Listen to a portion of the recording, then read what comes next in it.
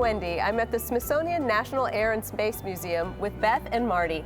Help me understand how some of the artifacts have been so purposefully placed. Sure, so when you walk in the museum, you're going to see all kinds of incredible aircraft and spacecraft, and where they're placed is not random. There's a lot of thought that went into putting them where they are, and a lot of times you'll be able to look at one airplane and another airplane that are close to each other and do some comparison.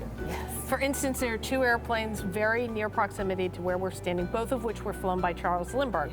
The first one is the Spirit of St. Louis, in which he made his solo transatlantic flight. The other one he flew with his wife, Anne Morrow Lindbergh, and that's the Tingamasartog. Wow, so people were not flying just for the sake of flying. The flights also had research and exploration purposes. Right. Absolutely, and when you look at the planes, you can see that they're built very differently. The Spirit of St. Louis has extra fuel tanks in the wings and where the windshield goes. There's no windshield? There's no windshield. Wait a minute, how did he look out to see where he was going? Well, you don't have to look straight. You can tilt the plane and look out the side window so you can see, is it land or is it water? There's also a periscope that the manufacturer really insisted that he had. He didn't want it on there because he was afraid it was going to create more drag, but said, okay, I'll take it. I don't know that he ever really used it. But one of the things too is when you fly in an airplane, it doesn't always fly straight.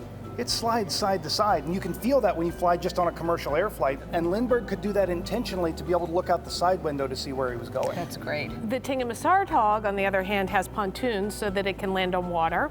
They also had wheels. You could switch them out depending on where you were going to fly. So that was really helpful in trying to figure out the best routes to go around the globe. That's great. So we can learn a lot by looking at the way things are presented, and certainly the comparison and the contrasting can help us see things that we might not have noticed on our own. Yeah, when you come into the museum, look for those artifacts that are near each other and think about their form and function. Were they designed for really fast flight or slower flight, to carry passengers, to carry cargo, to go really high or really low, even above the atmosphere? All of these things you can learn just by observing the things on display here at the National Air and Space Museum. This is great information.